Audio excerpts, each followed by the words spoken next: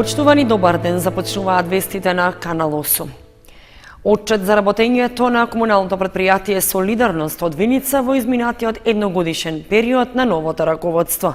На пресконференцијата што се одржа по тој повод, директорот Игор Христов го истакна намалувањето на задолженоста, поевтинувањето на водата за пиење, како и дел од инвестициите во водоводната и канализацијската мрежа и другата инфраструктура.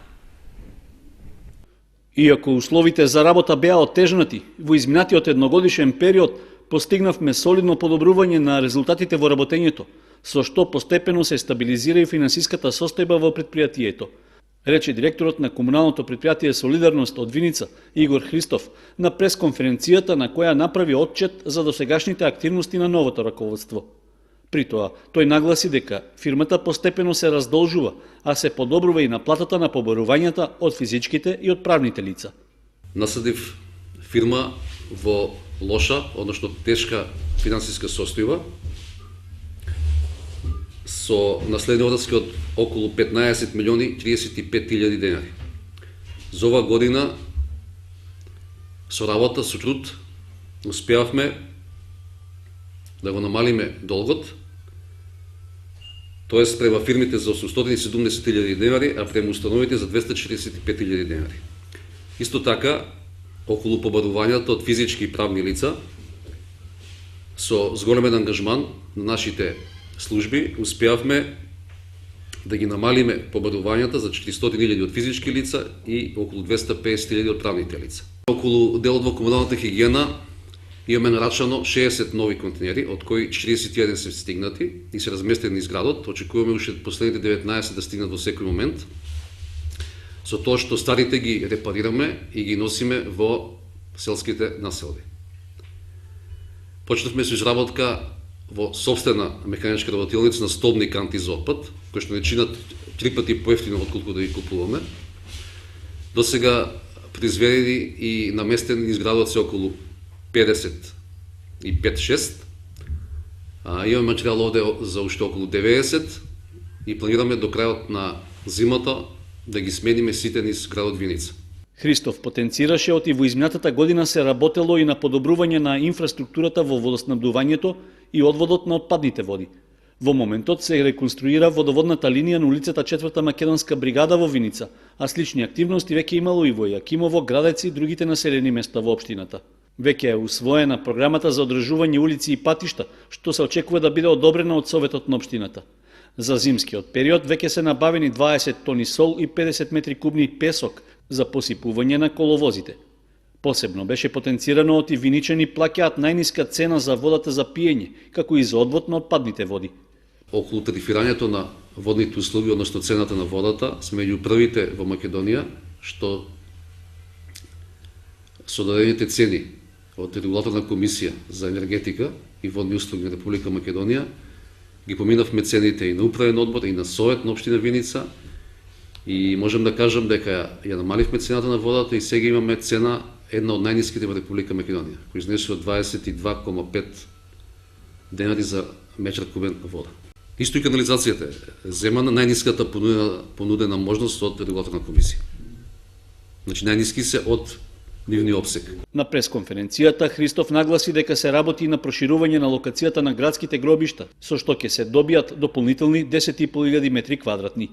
Ние планираме, значи, во текот на зимата да поставиме водоводна линија до новата локација, да оградиме просторот и затоа што очекуваме дека од следната година, таму пролет-лето, дека ќе се и потреба од новата локација. И мислам дека постапката и во општината веќе е при крај, околу урбанизација и легализација на тоа место. Во отчетот за едногодишното работење, директорот Христов рече дека возниот парк на комуналното предпријатие Солидарност е многу стар и тешко се одржува, но се работело на подобрување во тој поглед, зашто наскоро ќе биде набавен нов ровокопач во вредност од 60.000 евра. Исто така, ќе се набави и ново возило за собирање отпад со капацитет од 2,5 метри кубни, за да се сервисираат тесните улици и тешко достапните места во градот и селата. Долгот на училиштата во општина Кучани е намален за половина, со што ќе им се овозможи да планираат средства за нормално извршување на дејноста. Од локалната самоуправа најавуваат дека се планира задолженоста целосно да биде одстранета до средината на идната година. Општина Кочани го преполови долгот во образованието, при што од наследените 43 милиони денари, сега тој е скратен на 20 милиони денари.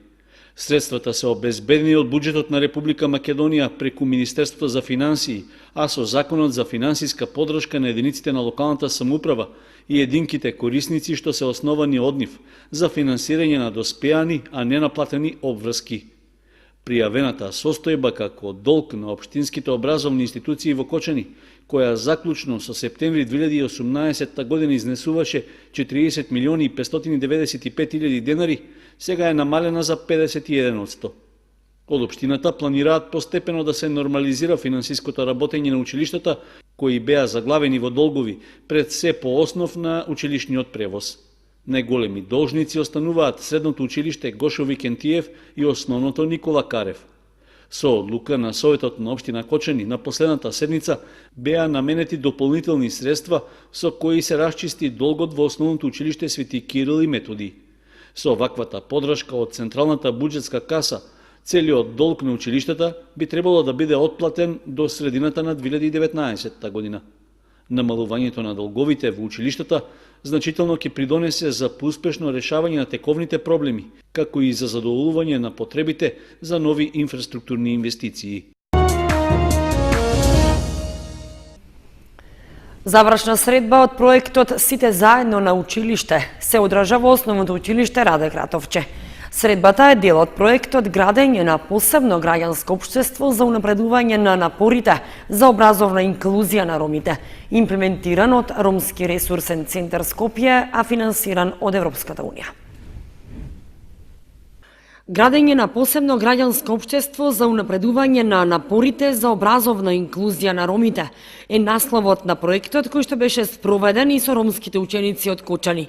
Истиот е имплементиран од Ромски ресурсен центар Скопје, а финансиран од Европската унија. Почна да се спроведува од јануари 2017 година и ќе трае до јануари 2019. Главна цел на проектот е да се поттикне соодветна граѓанска средина за подобрување на инклузивноста на ромите во образованието, како на локално, така и на национално ниво.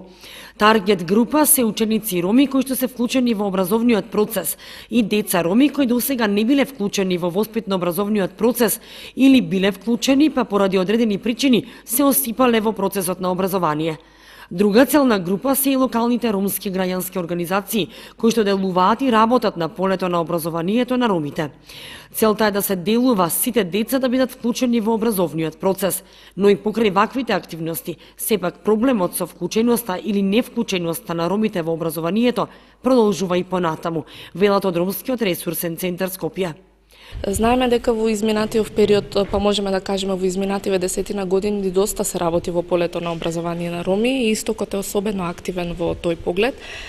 Затоа и особено се, како да кажам, се разликува од останатите региони во Република Македонија со голема вклученост на ромите во образованието. Исто така покажуваат и навистина успеси и резултати во нивното образование, како и постигање на совладување на самата материја во училиштето, но сепак мораме да признаеме дека имаме и такви кои што поради, барање на азил во странските држави, па нивното враќање назад го спречува навременото вклучување назад во редовниот образовен процес, и имаме и такви кои што поради сезонската работа на своите родители мораат да го напуштаат редовниот образовен процес во конкретен дел од учебната година. Меѓутоа, со таквите инклузивни модели кои што ние во моментов ги пилотираме во рамки на овој проект, се надеваме дека проблемот ќе биде барем не 100%, ама барем да почнеме од негде да го решаваме.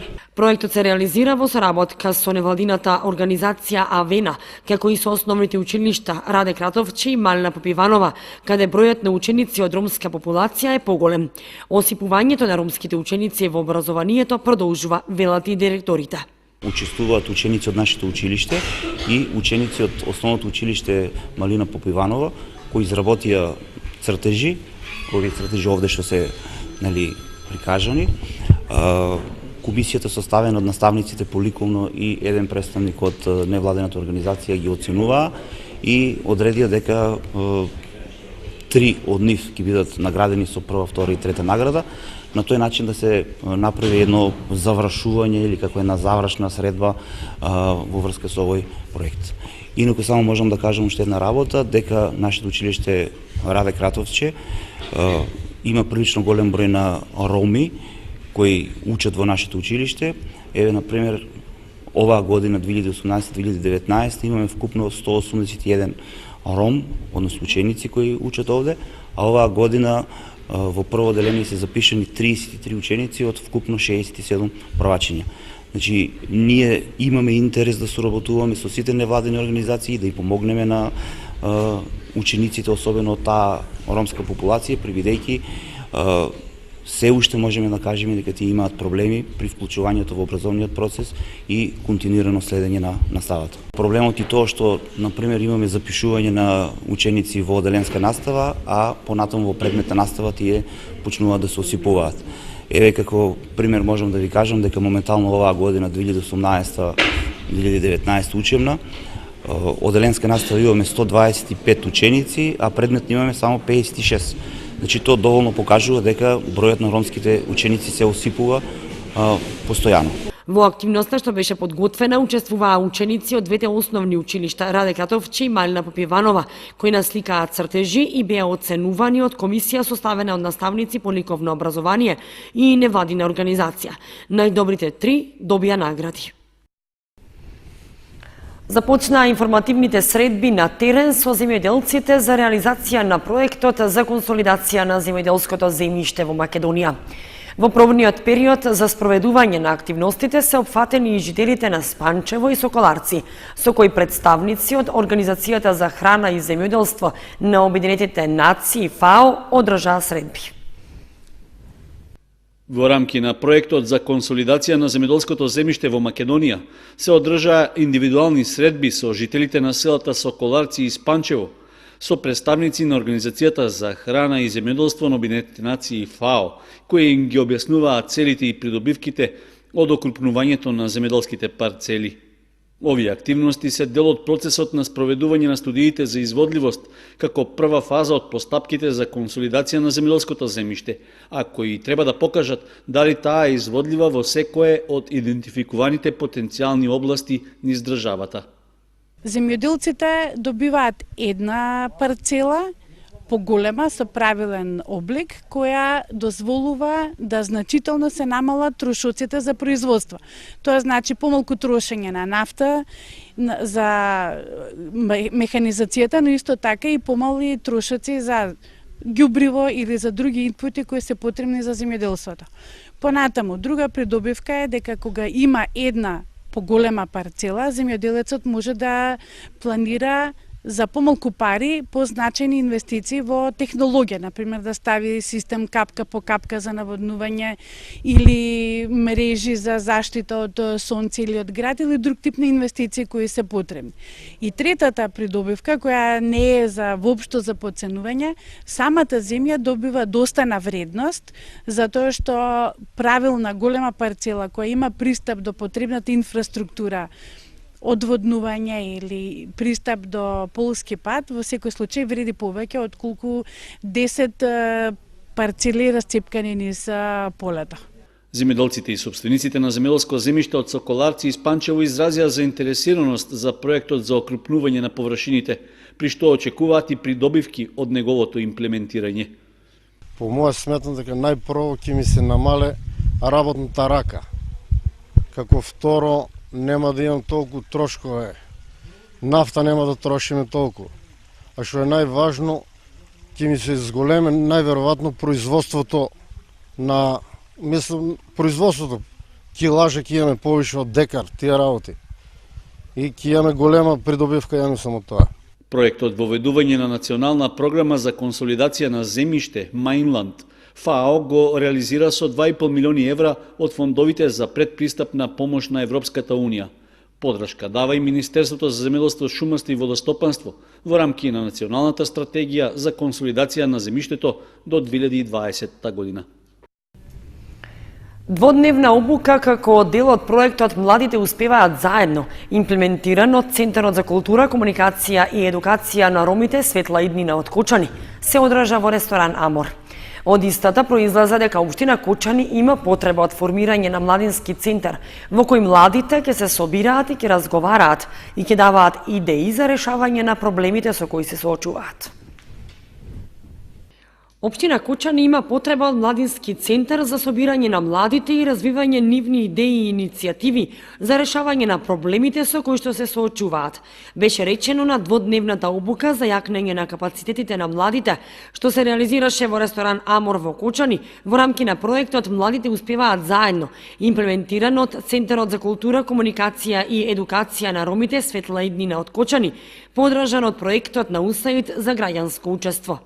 Имаме за цел да ги зајакнеме капацитетите на младите во општина Кочани во следниве области, а тоа се за темите планирање и развој на младинска иницијатива, учество на младите во процесот на донесување на одлуки, исто така за позитивни пракси во делот на волонтерството. Се очекува да избереме една младинска иницијатива која што ќе биде подготвена од страна на учесниците, а тоа се средношколци и студенти, дел од нив. Сега, произлезе од самата дискусија од нив, дека во општина Кочани има потреба од младински центар, каде што ќе можат младите да се соберат, да развиваат нивни идеи и иницијативи, кои што понатаму, бидејќи ова е веќе втор циклус, веќе јас сум втор пат овде во Кочани, имавме една обука во месец јуни, исто така беше за развој на капацитетите, но во делот на застапувањето и лидерството кај младите, и од таму произлезе како заклучок да се направи стратегија за млади во општина Кочани и да се формира младински совет, кој што ќе биде како тело на локалната самоуправа во делот на решавањето на прашањата и проблемите на младите во општина Кочани. Целта на ваквите обуки до Адемов е развој на младинска иницијатива за формирање на младински центар за младите во општина Кочани, како и улогата и важноста на волонтеризмот, како и на кој начин младите да се вклучуваат во активности и настани кои што се поврзани со решавање на нивните проблеми и да произлезе како стратегија за волонтеризам на младите во општина Кочани.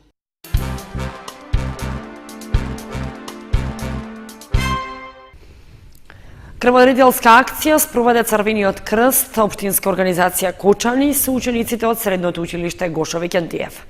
Освен акцијата беше реализирано и едукативно предавање наменето за професорите на тема прва помош. Општинската организација на Црвениот крст Кочани во соработка со Институтот за трансфузиона медицина од Штип во Средното училиште Гошо Викентиев спроведе крводарителска акција, која што е втора во ово училиште во текот на 2018-та. Младите средношколци имаа можност да ја покажат својата хуманост и ја донираа скапоцената течност. Самата акција започна во 9 часот и ќе трае до 14 часот. До сега собрани крвни единици се 35, така што очекуваме да закружиме некоја бројка околу 50 собрани крвни единици за денеска. Претежно крводарителите кои даруваат, значи тоа се млади ученици, тоа се првократни крводарители. Освен крводарителската акција во ово училиште, Црвениот крст, општинска организација Кочани, реализираше и едукативно предавање на тема прва помош, кое беше наменето за наставниот кадар. Предавач беше доктор Иван Коцев. Фокус се стави посебно на медицинските состојби како епилепсија и колапс, со цел да дадеме свој придонес во оспособувањето на самиот образовен кадар во училиштето, како би можел да реагира во некоја таква медицинска состојба кога се случи во самото училиште. Таргет група е образовниот кадар, значи на самото предавање беше направено за професорите, а вакви активности спроведоме и во другите училишта, затоа што се јави потреба дека ова презентација, значи ова едукација доста корисна за самите наставници, затоа што се случуваат такви ситуации во самото училиште и тие треба да бидат подготвени како да реагираат во некоја таква ситуација. Инаку ваква крводарителска акција до крајот на годината ќе се спроведе и во Средното општинско училиште Лјупчо Сантов.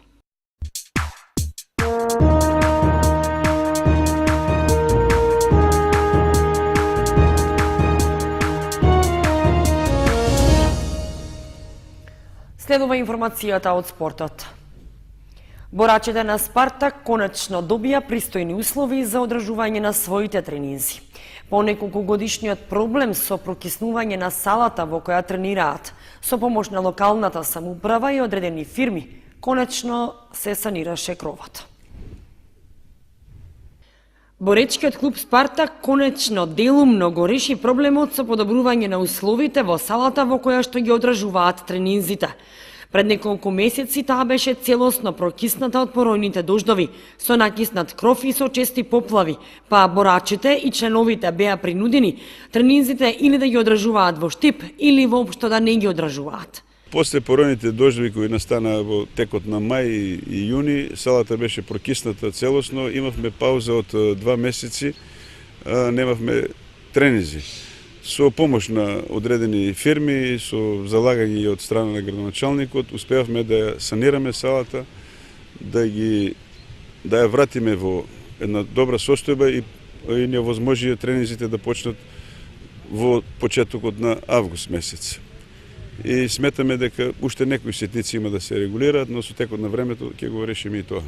Сега борачите на Спартак интензивно се подготвуваат за меморијалниот турнир што ќе се одржи в сабота на 24 ноември во спортската сала во Кочани со почеток во 11 часот. Ќе учествуваат 11 клубови од Македонија и 2 од странство, а новина е што оваа година управниот одбор на боречкиот клуб Спартак го смени името на меморијалниот турнир. Андонов Колев беше преименуван во легендите на Спартак.